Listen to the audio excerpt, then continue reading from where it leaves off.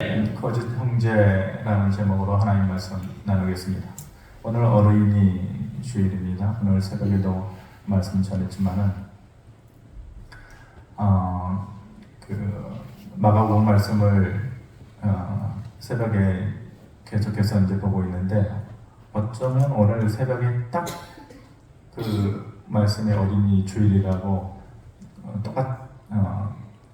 어린이 주일에 딱 맞는 말씀이더라고요. 그래서 예수님께서 뭐라고 하셨냐면 제자들이 어린아이들이 만져주기를 원해서 예수님께 다가오는 것을 꾸짖었다 그랬는데 꾸짖는 제자들을 예수님께서 보시면서 분노하시면서 뭐라고 말씀하셨냐면은 이런 자와 같은 자 누구냐 어린아이와 같은 자야만 하나님의 나라를 허락받을 수 있다 그렇게 말씀하셨죠. 예수님께서 말씀하신 것을 다시 한번 곱씹어 보면 어린아이가 하나님의 나라에 들어간다 그렇게 얘기하지 않고 뭐라고 얘기하냐면은 어린아이와 같은 자라는 거예요. 그러니까 나이가 80이 되고 90이 돼도 어린아이와 같은 믿음을 가진 자라야 하나님의 나라를 허락받을 수 있다라는 것이 어린아이여도 어린아이와 같지 않은 자가 있고 어른이어도 어린아이와 같은 자가 있을 수 있는 거죠. 어린아이가 가지는 특성에 대해서 아침에 잠깐 말씀드렸는데 어린아이가 가지는 특성 여러 가지 중에 뭐냐면은 아주 어린아이는 아빠를 봤을 때에 자기 아빠가 무조건 슈퍼맨이라고 생각합니다. 아이는 아빠가 모두 슈퍼맨이에요. 초등학교만 나왔어도 슈퍼맨이고 시장에서 남들은 코를 뭉개면서 싫어하는 생선을 파는 일을 해도 그 아이에게는 아버지는 슈퍼맨이에요. 남들은 우락부락하고 키도 큰 아버지지만은 왜소하고 또 힘도 못 쓸 것 같은 아버지여도 그 어린아이에게는 뭐로 보이냐면은 슈퍼맨이에요. 어린아이는 그 아빠를 봤을 때에 뭘 해요? 절대 신뢰를 하고 절대 의존하죠. 그리고 아빠가 자기에게 해주실 것에 대해서 절대 기대를 하는 거예요. 그래서 어린아이와 같다라는 것은 이런 마음을 우리가 가지는 거예요. 하나님 아버지에 대해서 절대 의존하고 절대 신뢰하고 절대 기대할 수 있는. 그래서 하나님이 나에게 슈퍼맨입니다. 물론 슈퍼맨보다 더 큰 의미를 가지고 있는 아버지지만 그런 마음을 가질 수 있는 어린이 주일이라고 해서 특별히 다를 것은 없겠지만은 어린아이와 같은 믿음이라는 것은 우리가 하나님만을 바라보는 그런 믿음을 다시 회복하는 것이다 라는 것을 다시 한번 기억해 볼 수 있게 되기를 바랍니다. 코로나 시대가 지나고 나서 모든 것이 약화되어졌죠. 약화되어지고 축소되어졌어요. 그것이 이제 전반적인 경향이죠. 그래서 교회도 그렇고 어떠한 모임도 그렇고 선교지도 그렇고 재정도 그렇고 그것이 뭐 교회뿐만이 아니라 사회적인 것에도 모든 것이 축소지향적이에요. 작아지고 또 약해지고 그런데 이 모든 전반적으로 약해지고 작아지는 것에 비해서 유독 성행하게 되어진 것이 있어요. 유독 강해졌다라고 좋은 것은 아닌데 강해졌다라고 볼 수 있는 것이 있는데 그게 뭐냐면은 이단들의 성행이에요. 코로나 시대를 지내면서 기존의 정통 교회들은 교인 수도 20% 30% 많게는 뭐 50%까지도 줄어든 교회들이 허다한데 희한하게도 이단들은 오히려 더 성행하게 되었다라는 것이죠. 지난주에 이제 교회 장로님을 통해서 얘기를 들었던 것 중에 하나가 우리 노예의 또 시차례 중에 한 교회가 이단들이 들어와가지고 처음에는 뭐 몰랐었다는 거죠. 그래서 개척교회를 하고서 어느 정도 탄탄하게 이제 교회를 성장시켜 놓을 그 즈음에 이단들이 들어와서 사람들을 한 명씩 또 꿰이고 또 속여서 교회가 완전히 나눠주게 되었다라는 것이. 그래서 장로님 통해서 한번 확인을 해보시라 그랬더니 이제 목사님이 이제 어느 정도 이제 마음이 추스러져서 이제 정상궤도 예전처럼은 아니어도 이제 올라가게 되었는데 그러면서 그런 얘기를 하더라고요. 그래서 제가 동기 목사들 2명한테 제가 전화를 했어요. 그래서 이런 일이 있느냐 그랬더니 코로나 지나고 나서 자기 노예 이제 이제 인천에 있는데 그런 일들이 있다라는 거예요. 그래서 어떻게 전화를 했느냐. 그래서 내가 이런 얘기를 들어서 확인을 해보려고 전화를 했다 그랬더니 마침 그렇다라는 거에서 야 이게 큰 일이구나. 이게 그냥 남의 얘기가 아니구나 싶은 생각이 들어서 이제 여러분들에게 이제 그것에 대해서 말씀을 전하려고 합니다. 성경은 이런 자들을 섞여 있는 자들이다. 이단들에 대해서 얘기하기를 성경은 2가지 표현으로 그들을 얘기하는데 하나는 섞여 있는 자들이다. 그리고 또 하나는 가만히 들어온 자들이다. 그래서 너희 중에 섞여 있는 자들과 가만히 들어온 자들을 조심하라 이렇게 얘기합니다. 오늘 우리가 본문을 갈라디아서 2장의 말씀을 보았는데 사실은 민수기 11장과 갈라디아서 2장에서 이들의 특성에 대해서 얘기를 하고 있죠. 그래서 갈라디아서 2장에서는 가만히 들어온 자들이다. 그들을 그렇게 표현하고 있고 또 민수기 11장에서는 너희 중에 섞여 있는 자들이다. 이렇게 표현을 하고 있어요. 이단이라고 하는 것이 뭘 얘기합니까? 이단, 달을 이자를 쓰는 거죠. 달을 이. 그리고 단은 뭐예요? 끝 단자. 다르다. 뭐가 다르냐? 끝이 다르다. 그러니까 처음에는 모르다. 처음과 중간은 어떻다라는 거예요? 비스무리하다는. 그러니까 처음과 중간은 구분을 할 수가 없어. 비스무리하다. 그런데 어디 가면 아느냐? 끝에 가면은 달라진다. 그런데 어리석은 자들은 끝에 가서 후회할 일을 하지만은 준비하고 지혜로운 자들은 어떤 자들이에요? 끝에 가기 전에 이미 그것에 대해서 알고 그것을 구분할 수 있는 것, 그것이 지혜로운 자들이죠. 그래서 갈라디아서하고 민수기에서 얘기하는 이단들의 특성에 대해서 말씀을 드려볼까 합니다. 첫 번째로 그들이 가지는 특성은 뭐냐? 진리를 속이는 자들이다. 예수 그리스도의 참된 복음을 거짓된 진리로 둔갑시켜서 잘못된 진리를 전하는 자들이라는 것이죠. 오늘 2장 4절 말씀 같이 한번 읽어보겠습니다. 시작. 이는 가만히 들어온 거짓 형제들 때문이라.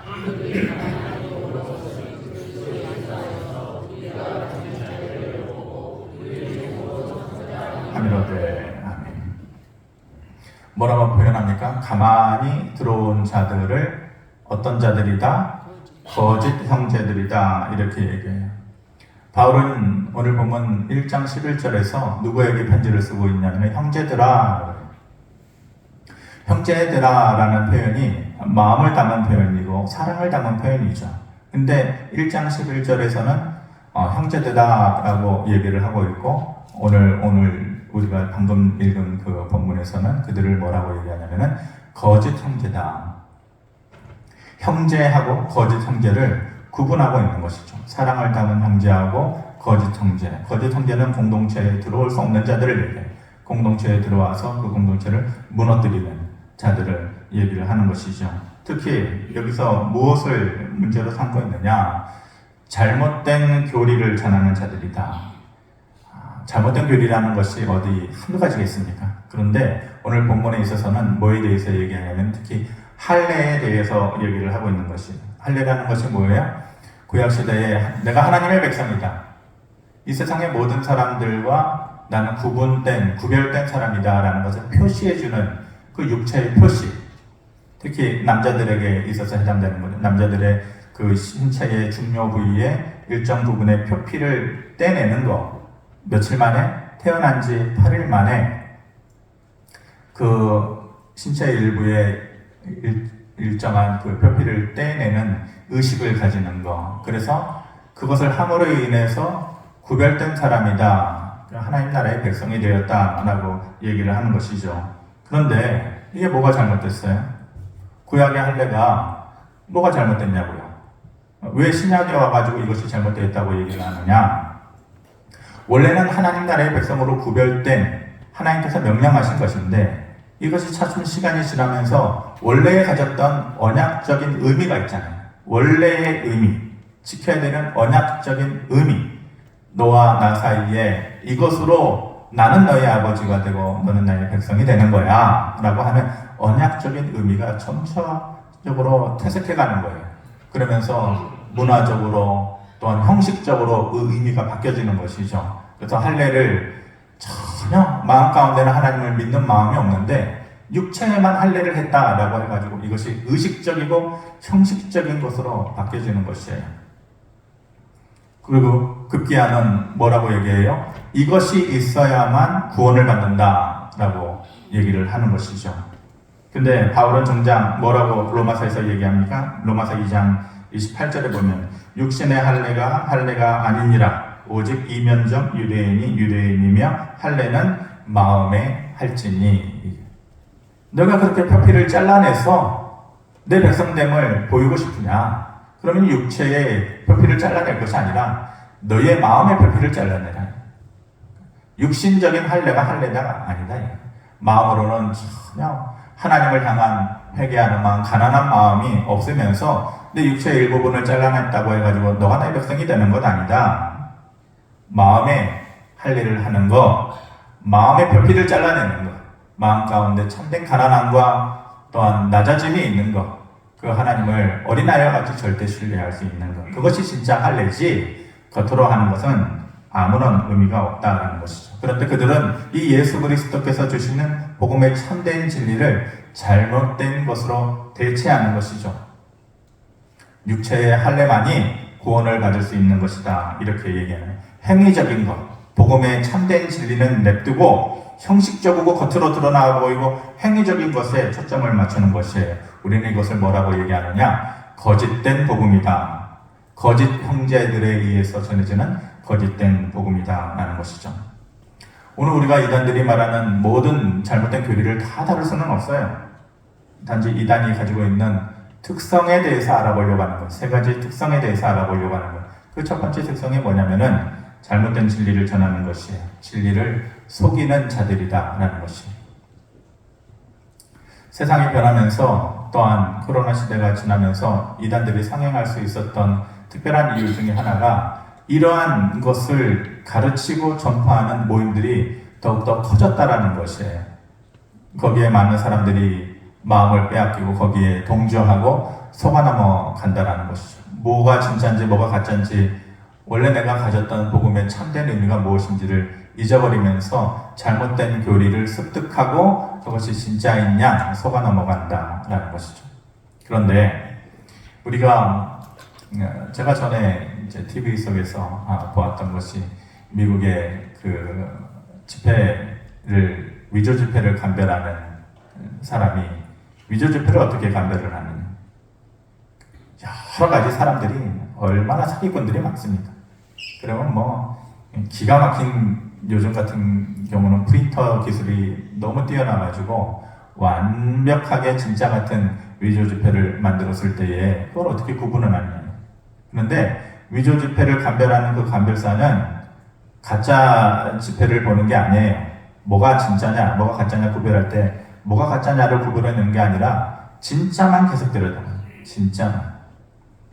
진짜 지폐만 계속 만지는 거예요. 손끝의 느낌이 어떤지, 두께감이 어떤지, 빛에 비춰봤을 때의 반사하는 반사도가 어떤지 진짜만 계속 들여다보는 거예요. 진짜만 계속 들여다보는 사람은 그것이 보고 또 보면은 조금만 다른 것이 있으면 이거는 진짜하고는 다른데 하면서 구분을 해서 해놓을 수 있다는 거예요. 마찬가지예요. 이단을 우리가 뭘로 구분을 해내냐? 진짜를 봐야 이단인지 아닌지를 구분을 할 수 있어요. 이 시대는 복잡하고 또 섞이는 시대가 되어서 진리가 점점 약해지는 그러한 시대가 되어졌죠. 그럴 때마다 이단이 성행하게 됐을 때에 속이는 진리를 전하는 그들을 뭘로 구분을 해내느냐? 진짜를 들여다봐야 가짜를 알아요. 그 진짜가 뭐예요? 말씀 가운데 더 깊이 우리 자신을 잠기게 하는 것이에요. 다른 곳에서 엉뚱한 것을 배우고 와가지고 신선하다, 새롭다 이게 중요한 것이 아니라 오히려 기존에 들었던 그 말씀을 내 마음속에 다시 새기고 진짜를 더 볼 수 있는 하나님의 말씀 가운데 내 자신을 잠글 때에 그럴 때에 비로소 우리가 가짜로부터 자유로워질 수 있는 것이죠. 그래서 이단들의 특성 첫 번째는 뭐냐? 거짓으로 속이는 자들, 진리를 속이는 자들이다라는 것이에요. 두 번째 이단들의 두 번째 속성이 뭡니까? 불평과 원망을 퍼뜨리는 자들이다라는 것이죠. 민수기 11장에는 그들에 대해서 뭐라고 얘기하느냐? 섞여 들어온 자들이다 이렇게 얘기를 해요. 11장 4절에 보면 그들 중에 섞여 사는 다른 인종들이 탐욕을 품음에 이스라엘 자손도 다시 울며 이르되 누가 우리에게 고기를 주어 먹게 하랴. 조용히 섞여 들어온 자들이 탐욕을 품어서 사람들의 마음을 훔친다라는 것이죠. 이스라엘 백성들이 출애굽할 때에 준비하고 나온 것이 없어요. 허리띠만 동이고 급한 마음으로 출애굽을 하였죠. 출애굽하자마자 그들의 앞에 닥친 현실은 뭐예요? 광야예요. 광야. 그렇게 아무것도 준비하지 못하고 가나안 땅으로 곧바로 들어간 것이 아니에요. 아무것도 준비하지 못하고 광야에 그냥 떨궈 놓은 그런 어린아이와 같은 존재가 된 거죠. 먹을 것도 없고 마실 물도 없어요. 그런데 하나님께서 그 척박한 상황 가운데 무엇을 주셨어요? 만나를 주셨어요. 아침마다 하나님께서 그것을 거두어서 먹을 수 있게 해주셨어요. 그들이 가야 할 땅, 가나안 땅에 들어갈 때까지만 그것을 먹으면 돼요. 평생 먹으라고 하는 것이 아니라 가나안 땅에 들어가면 젖과 꿀이 흐르는 그곳에서 농사도 지을 수 있고 창고도 늘릴 수 있고 거기서 열매를 거둘 수 있고 그러니까 그때까지만 뭘 하면 되느냐? 만나를 먹으면 되는 거예요. 놀라운 기적 아니에요? 하늘에서 만나가 내려와서 그것으로 인해서 아무것도 없는 광야에서 굶어 죽지 않도록 해주었다.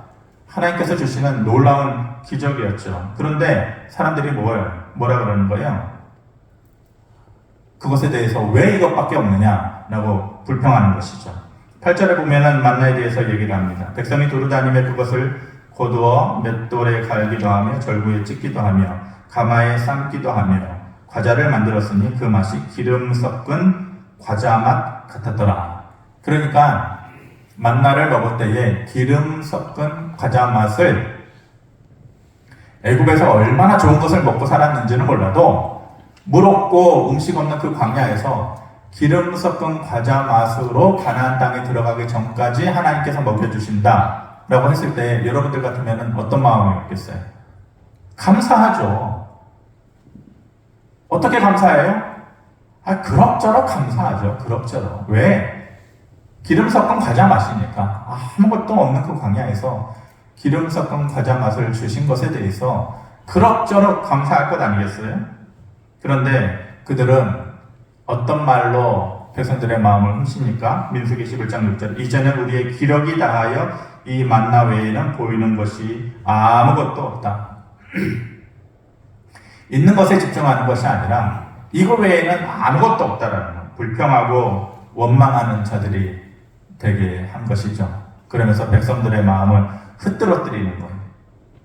백성들의 마음이 흩뜨러지면 사람의 마음이 흩뜨러지면은 원래 가지고 있었던 본심이 사라지는 거예요. 본심. 처음 가졌던 마음이 사라지는 거예요. 처음 가졌던 그들의 믿음, 처음 가졌던 그들의 확신, 이런 것들이 사라지는 것이. 그래서 그들이 어디를 가야 돼요? 지금 가나안 땅으로 가는 거예요. 하나님께서 너희를 사랑하셔서 끄집어내서 탈출시켜서 살기 좋은 곳으로 보내주신다라고 하는 그 원래의 그 믿음의 본질도 사라지고 하나님께서 우리에게 무엇을 해주셨으며 어떤 하나님이었냐, 홍해를 건너게 하시고 바위를 깨뜨려서 물이 나게 하시고 그런 놀라운 기적을 보여주셨던 하나님이 어떤 분이셨느냐라는 본래에 가졌던 마음이 사라지게 만듭니다. 마음이 흐트러지면은 그렇게 된다는 것이. 그래서 어떤 자가 되게 만드느냐? 불평하고 원망하게 한다는 것이죠. 이단의 특성이 바로 그런 것이에요. 사람들의 마음을 흐트러뜨리면서 불평하고 원망하게 되는 것이죠. 그 불평과 원망을 통해서 최종적으로 무엇이 되게 하느냐? 이단의 세 번째 특성이 뭐냐? 공동체를 나누는 자들이 되는 것이다. 결국은 하나님께서 만들어 놓으신 예수 그리스도의 몸이라고 칭하는 이 교회 공동체를 나누는 자들이다 라는 것이. 민수기 16장 1절에 우리 같이 한번 읽어보겠습니다. 시작. 레위의 증손 보아스의 손자 이스라엘의 아들 고라와 르우벤 자손 엘리압의 아들 다단과 아비람과 벨렛의 아들 온이 당을 짓고. 당을 짓다. 당을 짓다. 나누어지게 한다.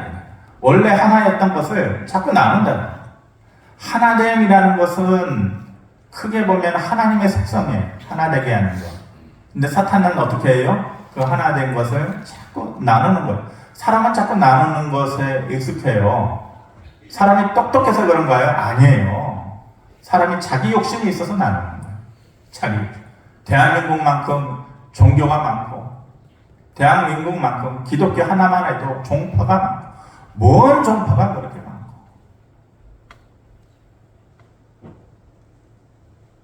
예수교 장로회인데, 예수교 장로회인데, 다 예수교 장로회야 되는데, 그 눈식과 한 코플 더 들어가면은 그 안에서도 수많은 종파가 있어요. 그거 왜 자꾸 나누는 거예요? 하나님께서 자꾸 나누라 그러신 거예요? 아니에요. 자기들의 욕심에 의해서 나누는 거예요. 자기들의 마음의 만족을 위해서 나누는 거예요. 하나님은 나누라 하지 않아요. 하나님은 하나됨을 원하지. 나누는 속성은 사탄의 속성이에요. 그래서 오늘 민수기 11장에 보면 레위 자손 중에 고라라는 사람을 중심으로 해서 모세에게 반기를 드는 것이죠. 모세를 향해서 뭐라고 얘기해요? 당신만이 왜 지도자의 권한을 가지고, 당신만이 왜 높임을 받고, 당신만이 왜 존경을 받느냐, 이런 것에 대한 불만을 가지면서 사람들을 자꾸 모으는 것이죠. 그러면서 250명의 지휘관들을 꼬드기는 거예요. 다른 250명의 지휘관들. 꼬드기다. 꼬드기다라는 말이 무슨 말인지 아세요? 꼬드기다는 꿰다라는 말은 무슨 말이에요? 꽃이다라는 말이에요? 조금 더 고급스럽게 사전적으로 보면은 꿰다라는 말이 속이다, 또 유혹하다 이런 뜻이에요. 좋은 의미로 쓰이는 게 아니에요. 그래서 꼬드기다라는 것은 속이고 유혹해서 뭐한다라는 거예요. 부추기다 이런 뜻이에요. 부추기다. 자꾸 속이고 유혹해서 잘못된 쪽으로 사람들을 부추기는 것을 꼬드기다. 250명의 지휘관들을 꼬드기는 것, 모세를 거스리게 만드는 것이죠. 해서는 안 되는 일을 하는 거예요. 모세는 하나님께서 세우신 사람이에요. 11절에 보면 이를 위하여 너의 무리가 다 모여서 여호와를 거스리는도다. 아론이 어떤 사람이기에 너희가 그를 원망하느냐. 하나님을 거스리는도다 라고 얘기하는 거예요. 모세를 거스리는도다 라고 얘기하지 않고 그 일을 하나님을 거스리는 것이다. 너희가 모세를 거스리는 일은 하나님을 거스리는 일과 같다 라고 얘기해요. 왜냐? 모세에게 하나님께서 하나님의 권한을 모세에게 위임하셨어요. 그리고 하나님의 일을 모세에게 위탁하셨어요. 그러니까 모세가 하는 일은 하나님께서 하시는 것과 동일한 것으로 얘기해요. 모세를 거스리는 일은 하나님을 거스리는 것이다. 하나님을 거스리는 자들이 온전히 그 삶을 유지할 수가 없는 것이죠. 이 결과가 어떻게 됐습니까? 32절, 33절 말씀 같이 보겠습니다. 시작. 땅이 그 입을 열어 그들과 그들의 집과 고라에게 속한 모든 사람과 그들의 재물을 삼키매 그들이 회중 가운데에서 망하니라. 스스로 높아지려고 했지만은 하나님께서 가만히 둘 수가 없는 것이죠. 그들을 망하게 하시고 또 그들에게 동조했던 250명의 지휘관들도 동시에 땅이 갈라지고 그 땅 속에 묻혀서 삶을 마감하게 되는 비참한 결과를 얻게 된 것이죠. 정리를 좀 해보겠습니다. 이단이 뭐라고 했습니까? 끝이 다르다. 비슷해 보이지만은 끝이 다른 사람들 처음만 보면은 알 수 없는 것이죠. 그래서 나중에 가면은 심각한 것이 목사님들도 그 이단 속에 빠지고 사모님들도 빠지고 신학생들도 빠지고 아주 심각한 문제가 되는 것이죠. 제가 늘 여러분들에게 강조하고 반복해서 얘기하는 말 중에 하나가 뭐냐면은 우리의 인생은 이제는 채우려고 하는 것에 집중하면 안 돼요. 뭐에 집중해야 되느냐? 뭐예요? 잃어버리지 않는 것에 집중합니다. 우리의 삶을 자꾸 새로운 것으로 채우려고 하지 말고 섞여 들어온 자들이 무엇에 의해서 그랬다고 그랬어요? 그들의 가진 탐욕에 의해서 그랬다고 했잖아요. 그러니까 우리의 삶을 채우려고 하지 말고 잃어버리지 않는 것에 우리의 마음을 집중해야 된다. 우리가 우리의 믿음을